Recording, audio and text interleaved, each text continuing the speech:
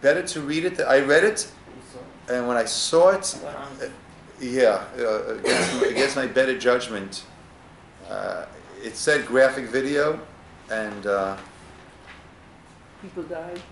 Yeah. Truthful than you, so. I see. Thank you, Dov. But yes, let us dedicate our learning for the safety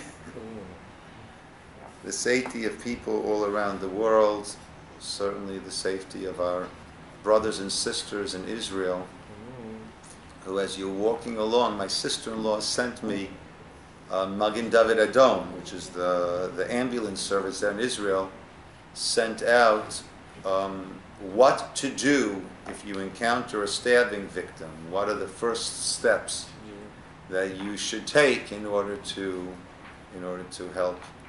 help preserve the life of such a victim? It's we do a double header. yeah, we're going to do a little bit of Breishit and Noach today, right? Breishit was our Parsha last week. Noach is our Parsha this week. I'm going to take in some things that I discussed on Shabbos morning. So those who hear Shabbos morning, Jordan, you'll forgive me, okay, if you hear some things again. Chai Rivka or Yafi, okay. But I think hear it again. That's why we do it every year. But I think it's a very important point. Let us begin. Okay, let us begin with Breishit.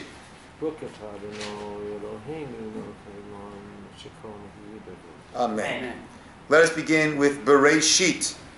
Right? In the beginning, or, well, different explanations. Let's begin with Pasuk Aleph, the very first Pasuk, page 2 in our Chumashim. Let's begin with the very first Pasuk of the Torah. Always a good place to begin. Debbie, why don't you lead off for us? Breishit bara Elohim et hashamayim ve'et ha'aretz ha'aretz ha'isatahu v'bahu v'choshech al pnei tahom v'ruach Elohim merachefet al pnei hamayim v'yomer Elohim yehi or v'yehi or v'yar Elohim es ha'or v'tov v'yavdeh Elohim bein ha'or v'bein ha'choshech v'yikor Elohim ha'or yom v'lachoshech bara layla v'hu v'yehi erev v'yehi boker yom echad. Good. In English for us, Chaya, want to take it first in English? You have your glasses? Rather not, Linda, take it first in English, please. In the beginning of God's creating the heavens and the earth was astonishingly empty, with darkness upon the surface of the deep, and the divine presence hovered upon the surface of the waters. God said, "Let there be light," and there was light. God saw that the light was good, and God separated between the light and the darkness. God called to the light day, and to the darkness he called night. And there was evening, and there was morning, one day. Okay. So right off the bat over here, well, let me just begin by saying the Torah is not giving us a lesson in physics over here, okay? And the Torah is giving us, very often there is what appears to be, or what presents as a contradiction between science and Torah. And we have to keep in mind, we have to realize that we're coming from two completely different angles. Science is telling us what happens. The Torah is telling us why. The Torah is giving us the meaning. Is giving us the understanding, the spiritual underpinnings of what is going on. So we're starting off with a world that is tohu vavohu, empty, astonishingly empty, or all mixed up, and there's darkness. And the first thing that God does, that the God creates, is light. Now it's interesting, right? We went over, right? Jordan, we went over those blessings last night. The very first blessing that we make of the morning blessings is that he differentiates between, noting the Sech V'Vina, he gives us the wisdom to differentiate between, right? Between night and day, right? Right? Between light and darkness. Okay? And so the very first blessing we make is differentiating between light and darkness. And the Torah begins with the separation, the differentiation between light and darkness. So we make the bracha, the blessing in the morning, to differentiate between light and darkness, right? Now, another blessing that we make is that he opens up the eyes of the blind. He allows us to see. So now, if I can see, included in my ability to see is the ability to differentiate between light and darkness. So, therefore, it would seem that the light and darkness that we're talking about in the blessing there is not simply the ability to see, because we have another blessing which opens up our eyes to see. So what is light and darkness? Understanding, isn't it? It's understanding, and I think it's also seeing what is clear and what is clouded, what is correct, what is incorrect, what is a path towards light, towards brightness, and what is a path towards darkness. We call it discernment. Discernment, good.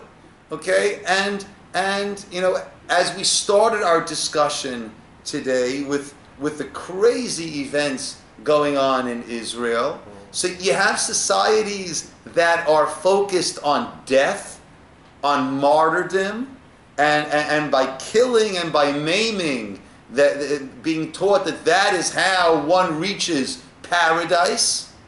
Right? You imagine what type of crazy, gory paradise are they imagining? where attacking with meat cleavers is how a person will reach a high point, and right? That is darkness. That is craziness. That is absurdity. And then there is light. I Yes, don't Amy. even know if they have any light in their lives. They don't have enough money, they don't have enough food, they don't have enough. It's not entirely true. Not entirely true. The person who was recently martyred, right, and was given a martyred in terms, and was given he was given an honorary doctorate by the Palestinian law board because he was a law student who stabbed people to death and was killed by the police. And you look at the homes of these people, I think there's a lot of apologetics around. Oh, since they're in poverty, many of them are not in poverty, right? And many people in Israel are in poverty, right? Many Jews in Israel are in poverty, right? And I think it's important not to get into apologetics. Oh, because they're poor, right? No, I'm not justifying these horrific actions. Yeah. But I am saying, I shouldn't even say the word but. It's not ideal living conditions. I don't feel sorry for them. Yeah, but they brought it on I don't themselves. feel sorry for them at all. They are using a lot of excuses, and they're saying that they're poor. The authorities giving the money instead of giving it to build and to do good things. They don't. They're doing with that and giving it to the people to live good life. Now, they're using it for terror. They're using it there may be, and it's, a friend of mine has friends, is in touch with many Arabs in Gaza, and there are many. I missed the first part. A friend of mine, right, is friends with many Arabs in Gaza, and there are many who are being held captive to a degree under the Hamas regime, right? And afraid for their lives to speak out, right? That is the government that they voted in, right? And now for many can't get rid of, right? So there are many. Israel left Gaza. Israel left Gaza and left behind these greenhouses, which were $1 million businesses, and left them intact for them to take over and to run those businesses, right? And they were summarily destroyed, ransacked and destroyed. And, there is a blockade on Gaza. There wasn't a blockade on Gaza when we first left, but once the missiles started raining in on Israel, then there was a blockade. And there is a blockade, and there should be a blockade to stop any of the materials for missiles going in. It's a crazy situation. It's a crazy situation, and it would be really hard just to help us get back here Yeah. to see light. Yeah. And I'll just say something that we discussed in our Navi class earlier last night, which is that the Gemara, the Talmud says that before the time of the Messiah, you're going to reach a point of Al mi yesh lanu lihisha'en, on whom can we rely?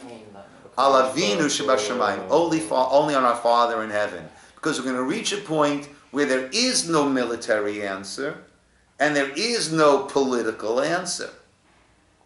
And yeah, and that's where we are. And it's a time of incredible frustration, right? Incredible frustration. And I think that will lead into a point that I discussed on Shabbos that I would like to reiterate here because it's a very, very important point. So with that, we will go further. Okay?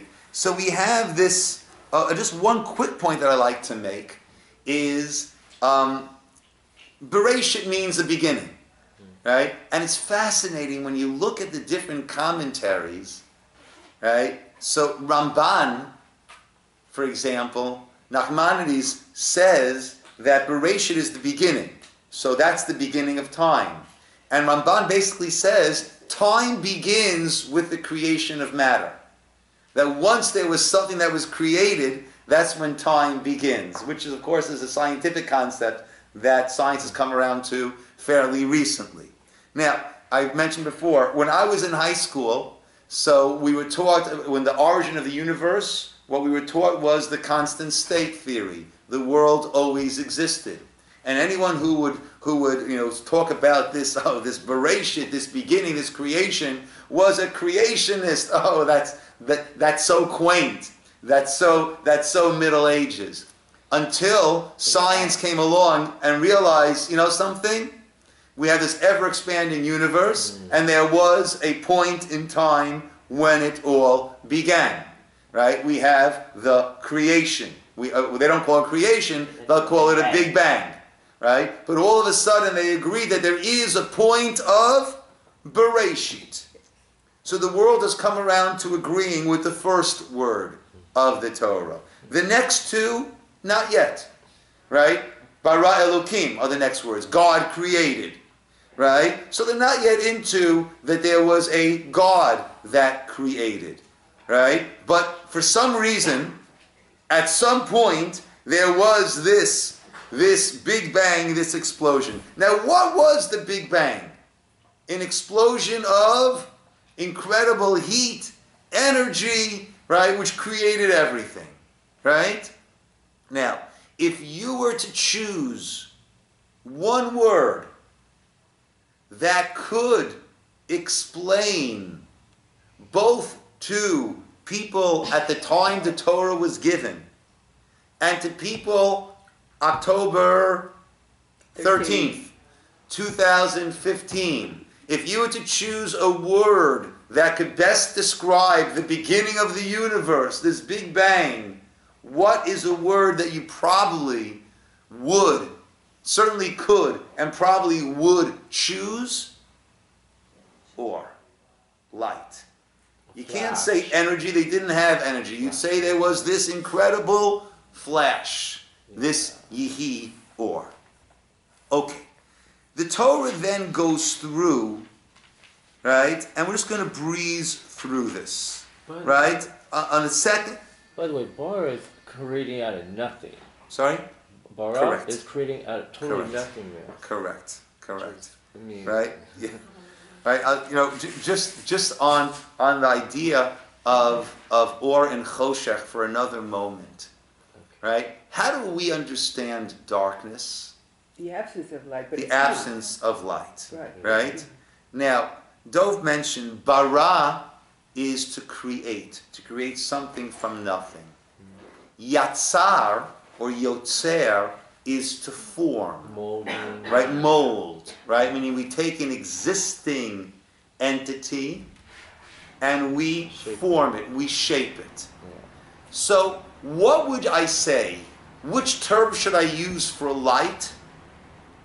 And which term should I use for darkness? Right? I would say I create light and I form darkness by adjusting or obstructing, obfuscating that light. What do I get? I get darkness. Right? Would we agree with that? I would use the term I create light and I form darkness. Yet the blessing that we say every morning in our davening is Yotzer, or Uvore Choshech. We say that God forms light and creates darkness. That seems to be backwards. Darkness was first before the light. Well, there was, yes. If you look at But it was a that different way. darkness. It wasn't Okay. the same darkness. But Okay. it says Choshech. Right, there was Choshech, there existed Choshech, right? And Hashem said, Yehi or, let there be light. So therefore it should be, They're so Choshech. what is God Borei? Does God create the light or the darkness? Must be It would dark seem then. God created the light, right? And then by molding that light, we have darkness. But he created- Yet, Isn't he created the the light? darkness. Isn't God So, the but light? it says it was Tohu Uva'o and Choshech. and Choshech. And what So did there's God three say? things. And what did God create? Light. Light. Light. What do we say in our blessing? Reverse. Yotzer, or he forms light and created darkness. So explain. Okay. Okay. Oh, As long as we there agree you it's a go. question, It's then a I good could question. then I could come to an What I explanation. find is fascinating is that it says, Vayitzer Hashem Elohim es ha'adam, that he molded the man. Right. Well, that will say he molded man from the earth Yeah. and from But and with the spirit. Yeah. Yeah. So an explanation that's given is as follows. The world started off with ore, with absolute clarity, meaning with God's presence. All that existed was what we call Atzilus, was this presence, this overwhelming presence of God. What did God need to do in order to create a world? Obscure. World is olam. The Hebrew word for world is olam. What is olam? Hidden. Hidden.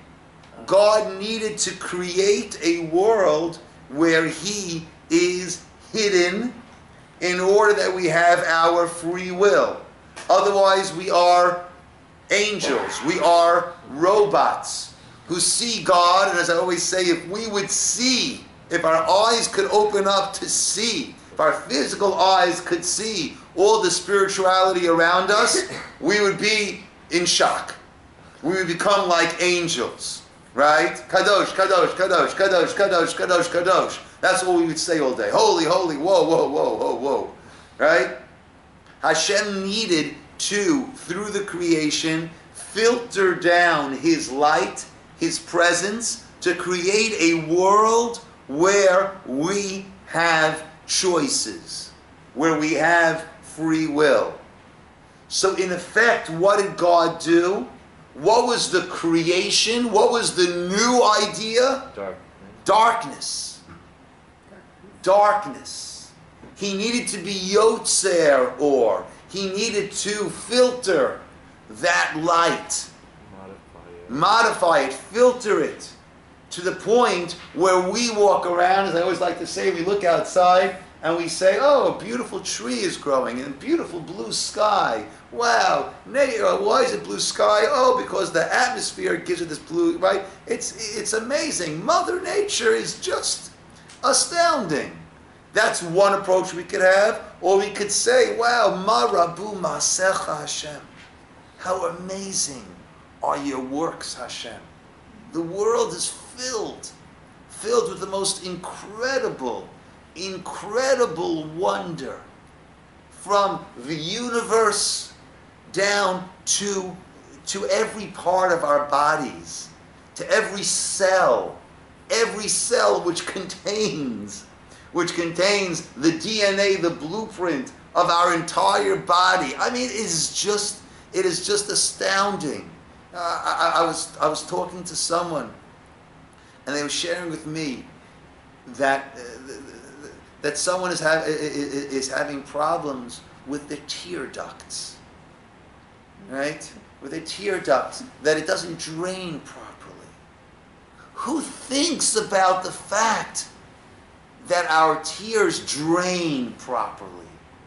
But without draining properly, you can't imagine, right? The infections that can develop, and the blurred vision. And the only way that we could try to correct it is by putting in, sometimes it needs to be glass tubes. And glass tubes, you play sports, I mean, this is the draining of, I'm not talking about our heart working. I'm talking about our tear ducts draining properly. And you realize that, wow, it's not when something goes wrong, chas v'shalom, heaven forbid. It's when everything goes right. That is winning the lottery. That is incredible. So we can say, oh, it's amazing. I mean, to me, it's just astounding to think that that chance, unguided evolution, random mutations, chance, unguided, random mutations brings about this level of sophistication. To me, it is just astounding to imagine that. But the light is filtered to the point where we can make our call. We have our free will to decide what it is that we are seeing all around us. So there is this or, so Hashem is Yotzer, or Ubore Choshech. The new creation is the Choshech, is the darkness. Is that the first creation in a sense? Because let there be light, was that the first creation, or was darkness the first creation?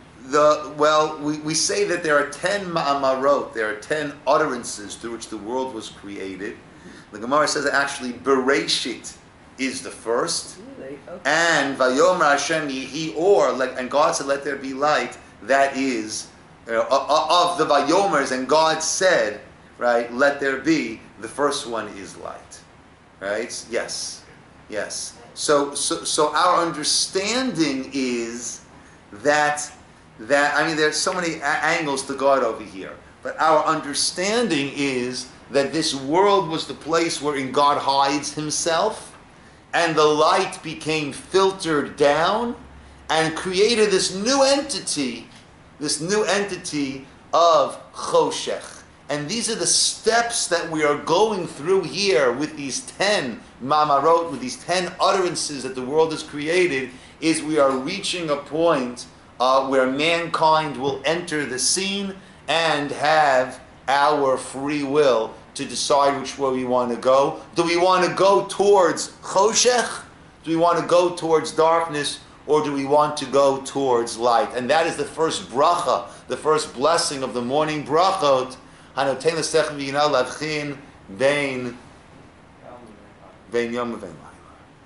Right? To differentiate. Yes, Chayrivka, and then... At the beginning you said all these terrorist things that are going on in Israel are very confusing, because at some point the only one to rely on is Hashem. It seems a similar thing. And when the world was created, everything was tohu vavohu, it was all confusion. And it seems like there was confusion at the beginning, and at the moment we're having a lot of confusion. Yeah.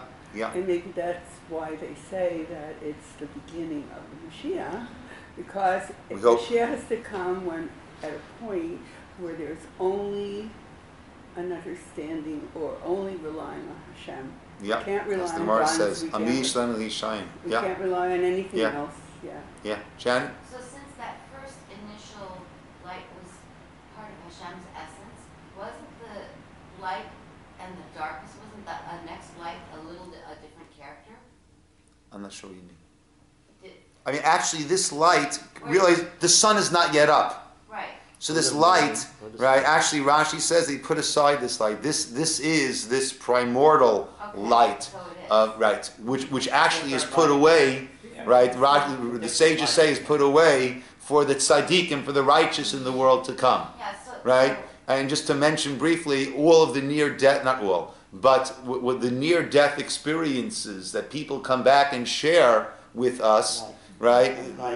The common factor that they all experienced is The light in the tunnel. this incredible light that they are drawn to, right? Just we don't base religions on that, but it certainly fits into all of our teachings. That Hashem or Zaru ala tzaddik Yisroel simcha, we say in our prayers every day. The people light say the light is planted the light for the at the righteous. end of the tunnel is the train. Get out of there. So So this the or is still Right. this primordial light? Yes, not at a this different point. character light? At this point. Now, we're going to go through just right on the second day on page 5, let there be firmament in the midst of the waters and separate between the water and water. Third day, let the waters between the heaven be gathered into one area and let the dry land appear, and so it was. And the gathering in the fourth day, let there be luminaries in the firmament of the heaven to separate between the day and the night. Now, okay, so I think from last year, it's still up. I have a YouTube video on the age of the universe. I was going to ask you about that. Yeah. It's on the website. Yeah, I yeah. loved when you did that. I was just telling Yeah, somebody. yeah, Okay. and the different approaches that we have, right? I think it's Day and night, at least until day 4, is clearly not what we view as day and night, because day and night, erev boker, is sun setting, right? Sunrise, sunset, sunrise, and there was no sun yet, according to the Bible's description, until a later point. So the simple understanding. Now, Ramban does say that each day is 24 hours. However, right, I was talking to a person who was a bit of a scientist, and a point that he made. There are a number of books by Professor Gerald Schroeder, right, which is Genesis and the Big Bang, right, and not that I understand this, okay, but with Einstein's relativity of time, so time is relative, and time moves at different paces in different places based on velocity, based on gravitational pull. So he explains how it depends where your point is, right? And once man was created, the clock, so to speak, was moved to Earth. And therefore we're talking about 24-hour days as we know it. Before then, when we are away, so again, I don't understand it. So nothing, Right? nothing of time is relevant till the sixth day, you're saying? When man's Correct. created. Correct. That's when time as we know it was instituted. Meaning the clock They had was different clocks. Essentially, they were different. Right. Clocks. The rivers were clocks. They were different times. yeah. Yeah. Yeah. But Einstein's relativity says that time moves differently, right? The famous thing with twins going up into a spaceship, right? You know, one staying down, the other one going up, right? And when they come down, they will be different ages. They will actually have aged. Identical twins, they will have aged very differently. Okay. There's a lot on that which I don't want to. The fifth day, page 7. Let the waters teem with living creatures and fowl that fly over the earth, etc. Sixth day, let the earth bring forth living creatures, animal, creeping things, beasts of the land, and so it was. Right? And God said in page 9, let us make man in our image after our likeness. They shall rule over the fish of the sea. God blessed them and said to them, be fruitful and multiply, fill the earth, subdue it. Right? God said, I've given you all these things to eat. Okay? Again, there's also about vegetarianism. Okay? We're not going to get stuck on that. Page 11. Thus the heaven and earth were finished in all their array. By the seventh day, God completed the work which he had done. He abstained on the seventh day from all his work which he had done. God blessed the 7th day, sanctified because and he abstained from his work. God created to make. Okay. That is the 7 days of creation. And then we start again. These are the prices of heaven and earth, and they were created on the day that God made heaven and earth. Now all the trees of the fruit are not yet earth, all the earth not yet sprouted. God has sent rain. God planted a garden Eden to the east, and man that he formed there. There were rivers in Eden. Verse 15, Hashem took man, placed in the Garden of Eden to work it and to guard it, right? And he gave him his command, right? It's not good for man to be alone. Let him have an Ezer Kenegdo, right? And Chava, right? He put him to sleep, page 15, right? And they were not ashamed. Now the serpent, etc., etc. So we seem to have what scholars have called the two different creation accounts. And this is something that has caused many people to deny the divinity of the Torah, saying, look, there are two different accounts over here, and therefore, they were patched together and put together.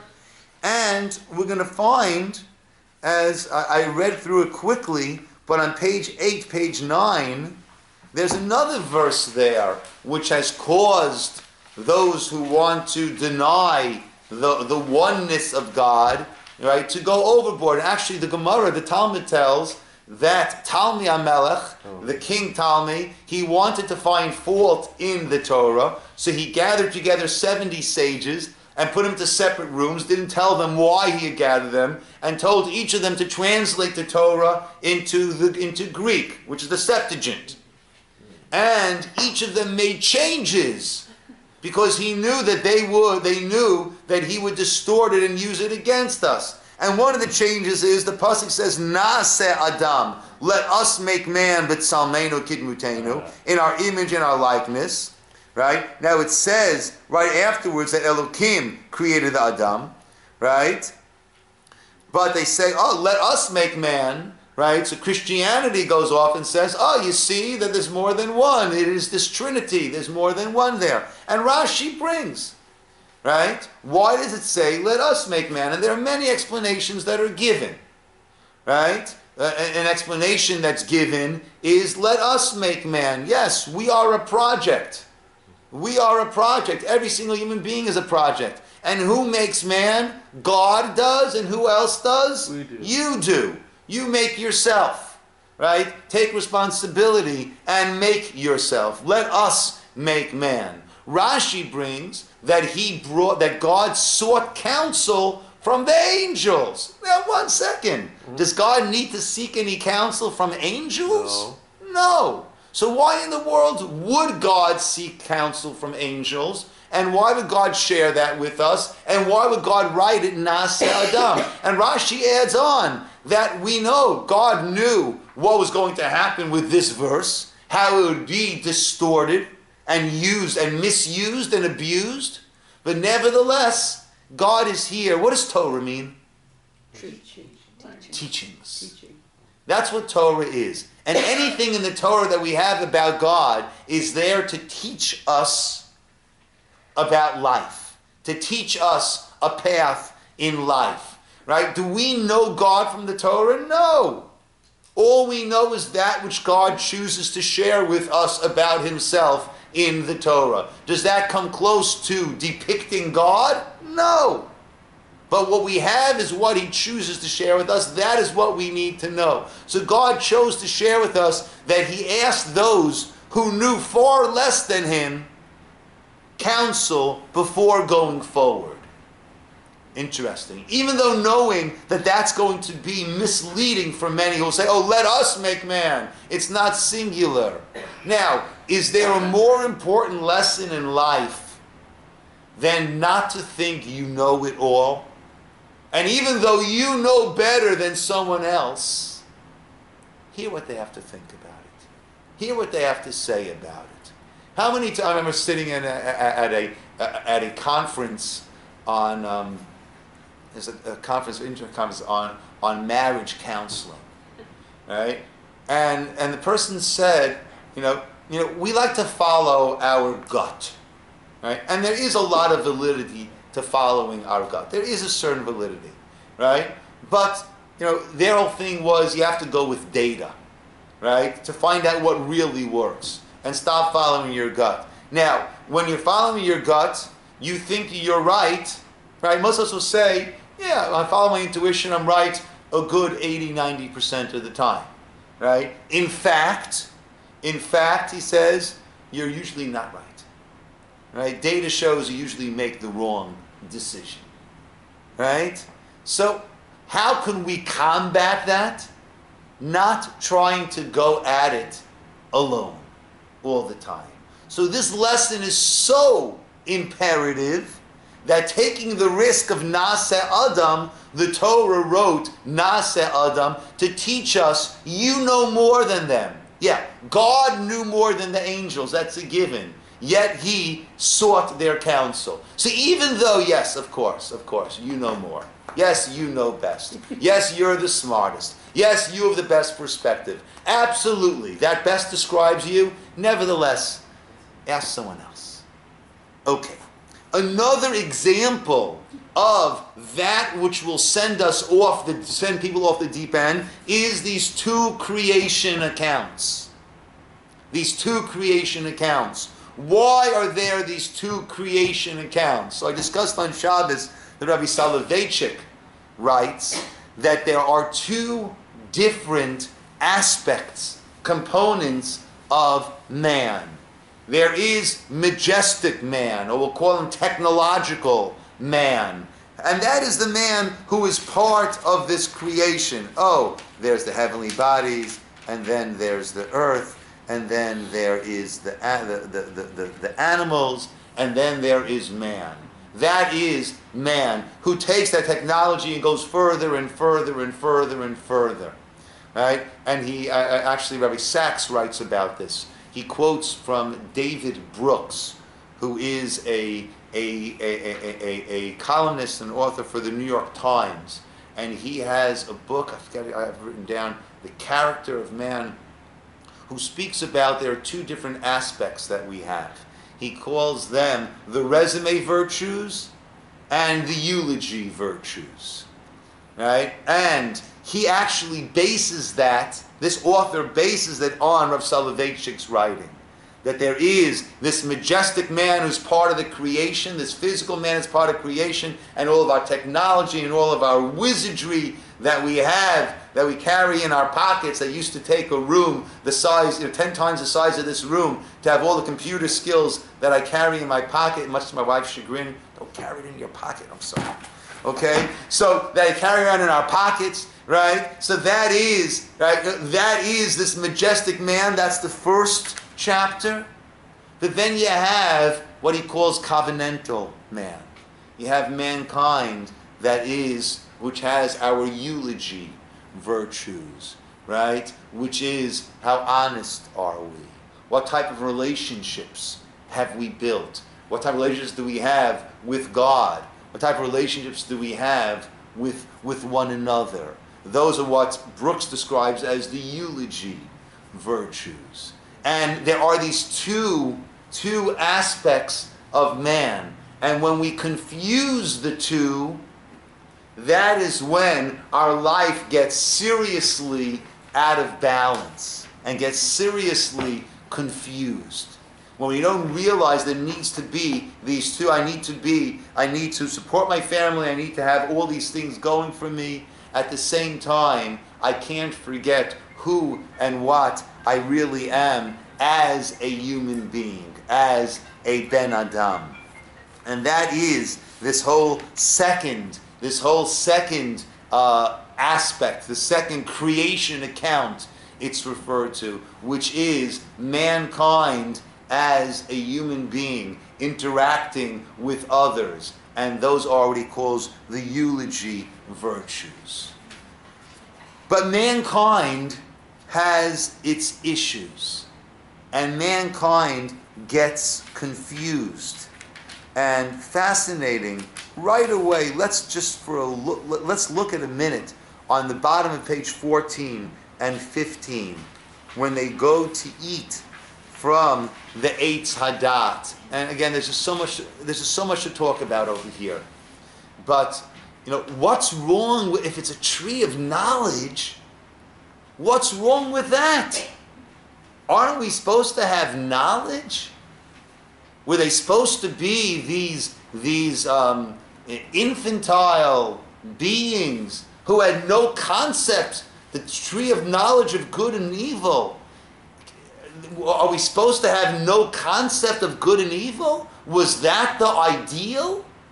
That they shouldn't have eaten from the tree, and eating from the tree was a sin? So if you think about it for a minute, there's an inherent contradiction there, which begs a better and deeper explanation. The inherent contradiction is, if they have no concept of good and evil, then you can't command them not to do something. You can't tell an infant not to do something. You can, but their ability to follow that is so limited. You're not going to hold them accountable. If there's a command and there's an accountability, then obviously there had to be a maturity and an understanding. But what happened is they were lured by that which was the external. Meaning, they had a certain understanding of good and evil, but now as a result from eating this, they had a very, very convoluted approach to good and evil. Let's look at what they said over here. Vatera ha'isha, verse 6. Ruth, you want to take this first in Hebrew? Page 14. Bottom of page 14. ותרא האישה. בבקשה. אסתר, בבקשה. ותרא האישה כי טוב העץ למאכל וכי תאווה הוא לעיניים ונחמד העץ להשכיל ותיקח מטריו ותאכל. ותיתן. גם לאישה עמה ויאכל. Beautiful. In English, please. And the woman, someone take it in English? And the woman perceived that the tree was good for eating, and that it was a delight to the eyes, and that the tree was desirable as a means to wisdom. And she took up its fruit and ate. Okay. Now, when we're talking about the pleasures of the world, let's categorize these pleasures, and let's do it by the age that a person can appreciate it. What can an infant appreciate? Mommy. Feeding when it's mommy. Mother. What about mother? Smell Food. and taste. Right? The most basic of our physical pleasures is taste. Right? We were at someone's house and someone said, give your granddaughter ice cream, I'm sure she'll like it. No. You think so? Yeah, I'm sure she will, but maybe we don't need to get her started on it right away. Okay? So taste is the most basic, right? Show a very young child a beautiful sunset, a rose. What do they try to do it? What do they try to do with the rose? Eat it. Try to eat it. That's what they'll do, right? That which, right? Now, take it a next step, right? You have a child who can really appreciate a beautiful sunset, appreciate a rose. read them poetry. Explain to them a philosophical concept. Right? What does that mean? What does that do? So when we come to the world, there are these three levels, these three categories of appreciation that we can have. What are they? Let's see the pasuk again. The woman saw, Ki tov ha'etz l'ma'achal. What's the first level? Eating. Oh, that will taste good. That will taste good. I used to call my son, my other son's name is Tzvi, the Tzvi monster, right? Because you come close to him, everything he wanted, like take it or put it into his mouth, right? That's the first level. Ki tov ha'etz l'ma'achal. What's the next level? V'chitava hu le'einayim. Right? What's the next level? Desirable. Desirous to the eyes. Right? It's something that, you could look at it and you could appreciate it. And what's next? V'nechmad ha'etz lahaskil. Right? As a means to wisdom. Seichel. That's our understanding. Right? So this tree somehow contained pleasure. Pleasure on all the different, the physical, the this world pleasures on all the different levels. So they had an understanding, the way that Nefesh HaChaim, the way they explain it, is that, and Rambam also speaks about emet and sheker. I think the best way to explain it, when we have an inner debate about should I do something, should I not do something, the proverbial, angel and little devil on our shoulders, right? So how does that debate run? That debate runs, I think, in the following way. I really want to have, let's go easy. I really want to have another Entenmann's donut. Right? I've already had 3, but I really want to have another one. And then we hear that voice saying, you really shouldn't. Right? You're going to get on the scale tomorrow morning and you're not going to be happy. Right? You really, really shouldn't. Just walk away. But I really want, no, you really shouldn't. Who are we identifying with? Right? In that conversation that just went on in my head, I really want, you shouldn't. Parent and child. Right? I am identifying with my desires. And then there's this outer voice that's telling me, you, that's not me. I want it. But you shouldn't take it. So Nefesh HaChaim explains, Chaim of Volozhin explains, originally, there might have been outside forces manifested by this nachash, by this serpent. There might have been outside forces that would try to tempt. But there was this inner integrity, this inner clarity about what we should or shouldn't do. Similar, right? None of us have a desire to jump into a fire. Now, someone might say, come on, you can jump, right, you'll run through, you'll be fine, it'll be cool, come on, everyone's doing it, come on. And there, it's very clear, this is not a good idea. But there might be this peer pressure, this outside pressure that might convince me to do it, but inside I know it's not a good idea. That's how it used to be when it came to these moral decisions. It was clear that I should not do it. There might be an outside pressure.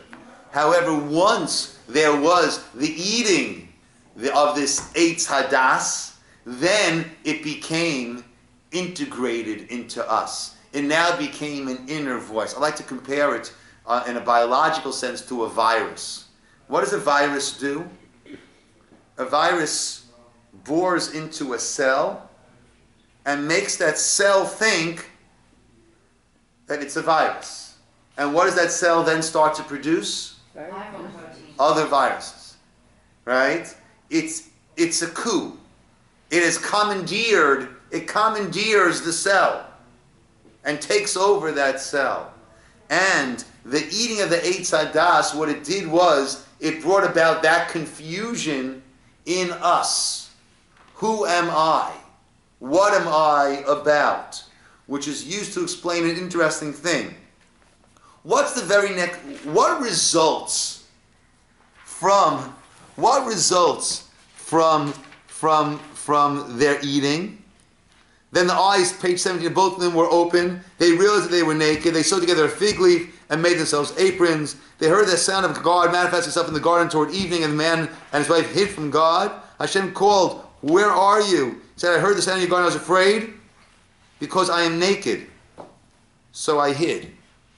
Right? You would imagine, why am I afraid? Because I did something wrong. Because I did what I wasn't supposed to do. Yet there is this fixation now, right, on this nakedness. Why did eating from the Eitz Hadas, why did that all of a sudden magnify this nakedness? Right?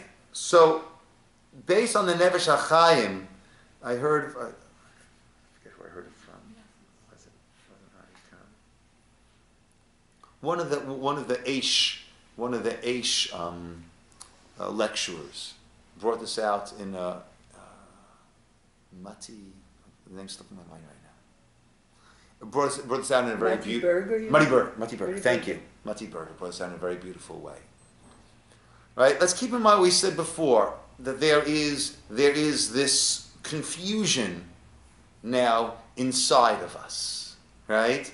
And there's not just a confusion inside of us, there's a confusion in the whole world as a result of this. The world has changed to a degree.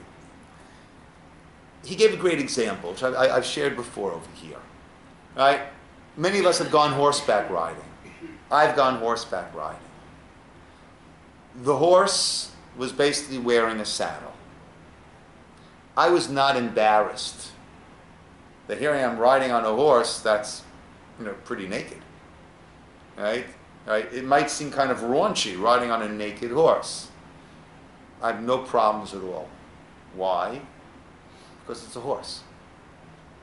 Right? That horse has nothing to do with me.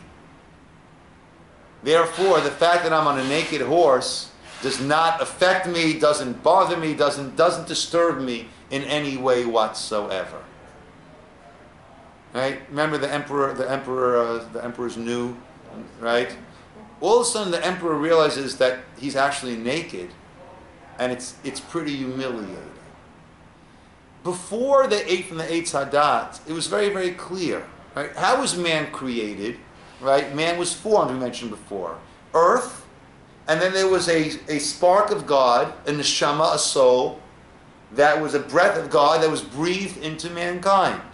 So what am I? I am a soul, I'm a godly creature who needs to have a means of mobility in order to work in this world. So what do I have? I've got a horse. This is my horse. This is how I get around. What am I? I am a being of God. I am a soul of God. I am a chelek elokam imal. I am a part of God from above. That's who I am. That's what I am.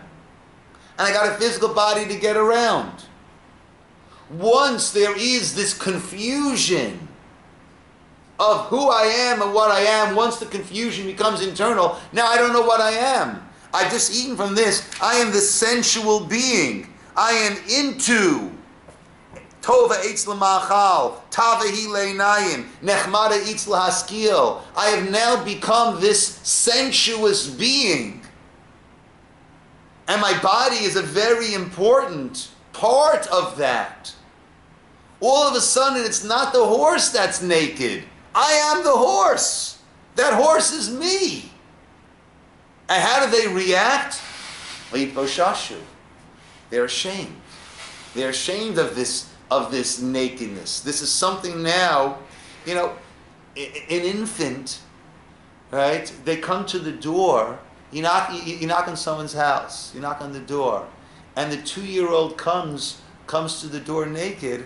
Oh, it's so cute, right? The parent comes to the door naked. You run, right? You call the police, right? The child doesn't understand the sensuous aspect of their body. The adult does. And therefore, all societies, besides those who, bedafko, specifically to say, I'm a nudist colony, and therefore my whole point is I'm not going to cover, but every other society in the world, whether you're in the Amazon rainforest, or you're walking around New York, maybe not New York, right? You're walking around, the cities of the world, right? Everyone knows that you cover, right? Right? That is a part of us that gets covered. But that was the transition that they went through over here. Who am I? What am I? And that is going to be the struggle. The struggle of mankind. And look what happens. Go another couple of minutes. Look what happens. Because of that, Adam and Chava are sent out of Gan Eden. Now, we normally view that as a punishment, right? But there's an incredible medrash. There's an incredible medrash that says that Rosh Hashanah, the Jewish New Year, Rosh Hashanah, is the day that Adam and Eve were created and were judged. And we say, just like they were judged, so too God will judge us. Just like they were judged, bedimus, with compassion in a certain form, so too God will judge us. And we think, 1 second, do I want to be judged like Adam and Eve were judged? Whoa! They were banished. They were sent out of the Garden of Eden. Is that a judgment that I want? But look what happened over here.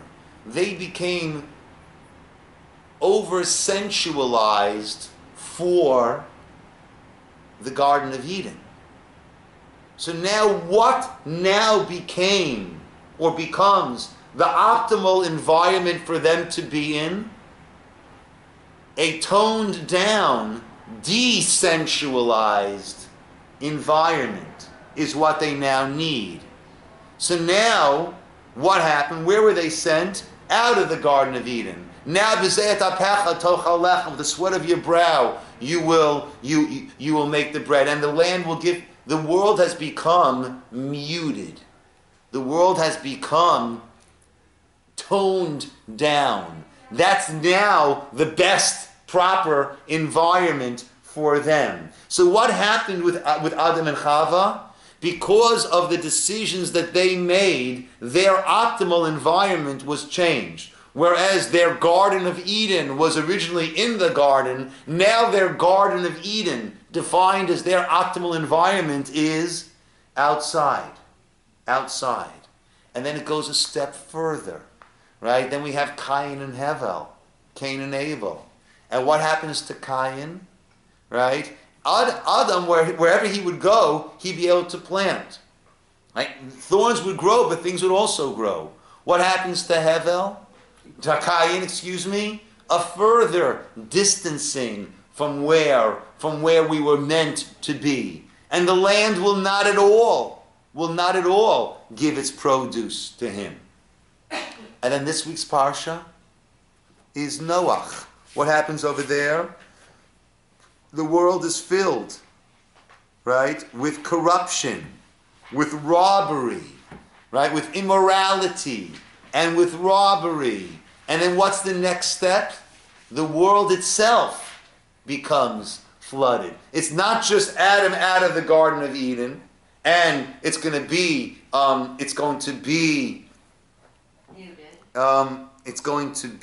reluctant to give forth its produce. It's not just Cain that it won't give forth its produce. We're going further and further until we can have this reset with Noach,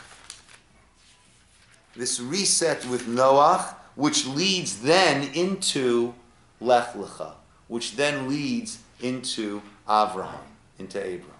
So we need to have this reset of our getting further and further from our purpose in life until we can have this reset where we can then start to reconnect.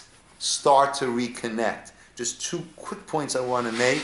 We were sent out of the Garden of Eden. The wording is amazing, right? In order to keep us away from the Eitz HaChaim, from the tree of life. Okay, that's why we were sent out. Where is that?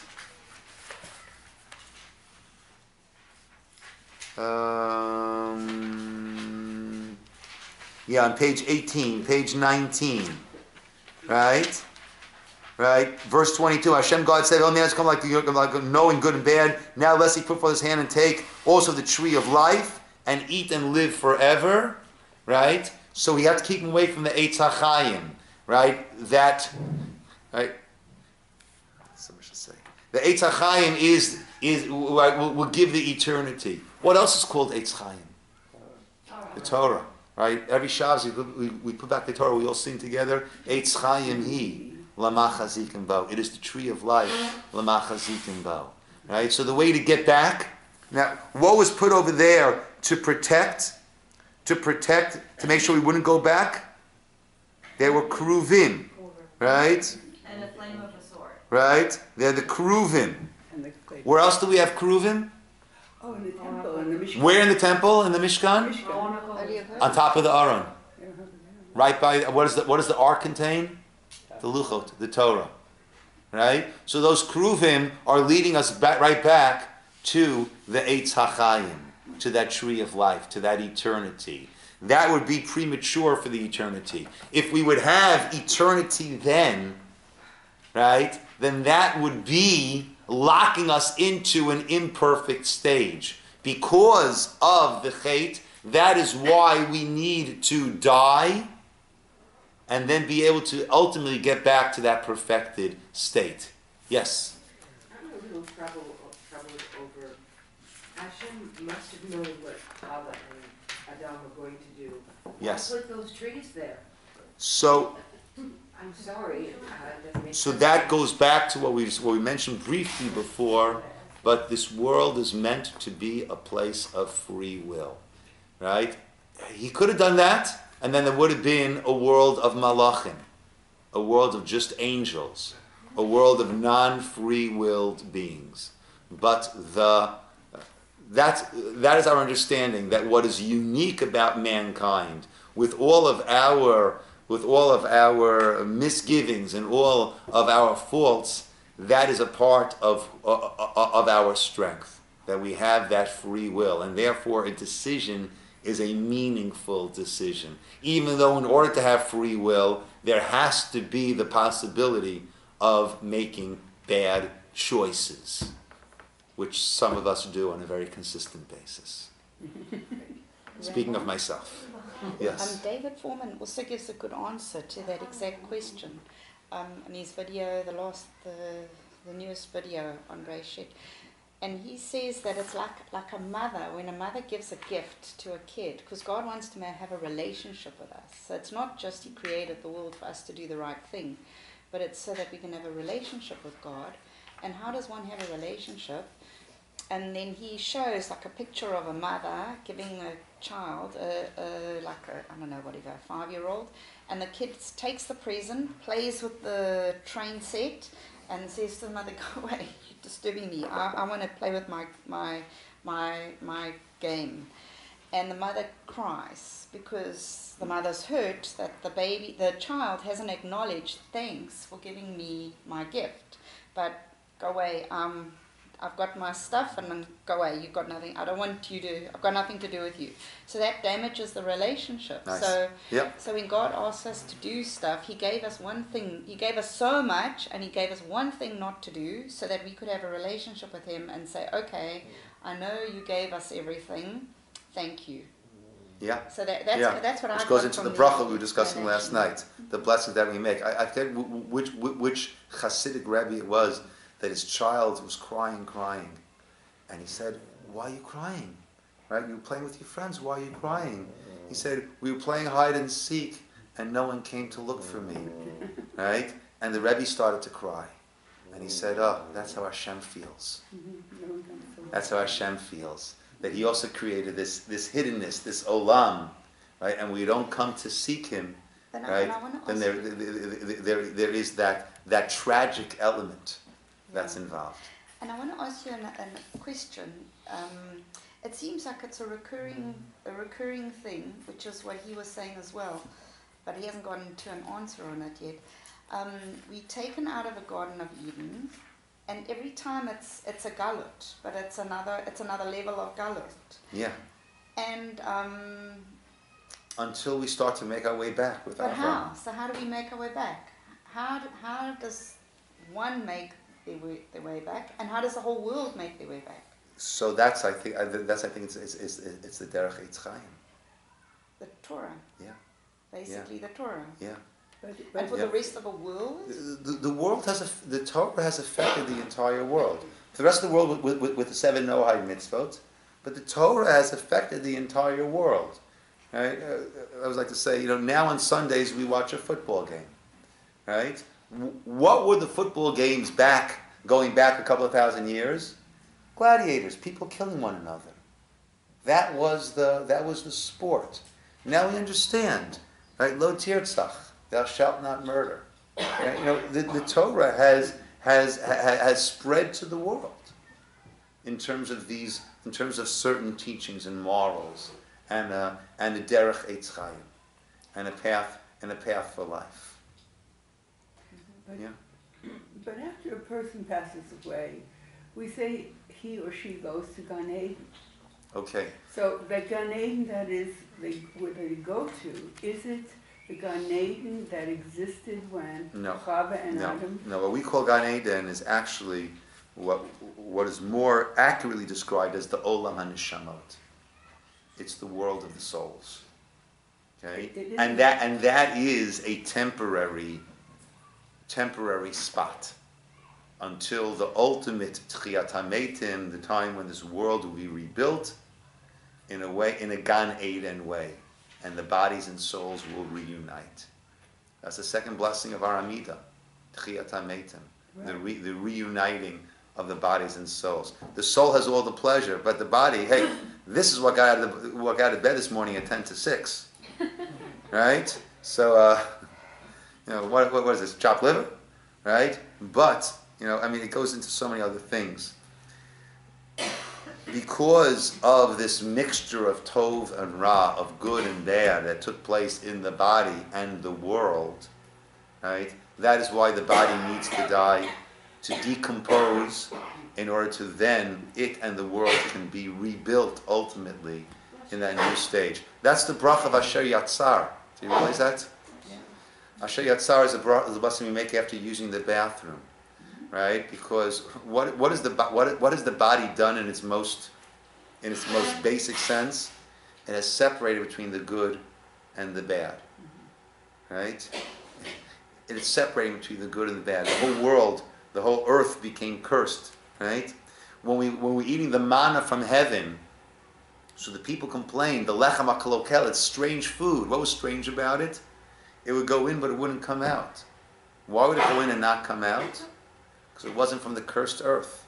It was heavenly food, right? So therefore it didn't need, right? This whole mixture all came about, and that's why even in our most basic of functions, we need to understand, we got to separate the good from the bad, tov and ra. We've got to keep on making Havdalah. Yeah. Okay, my friends, we'll call it over here and pick up next week with Lech Lecha. Thank you so much. So theoretically, if we ate from the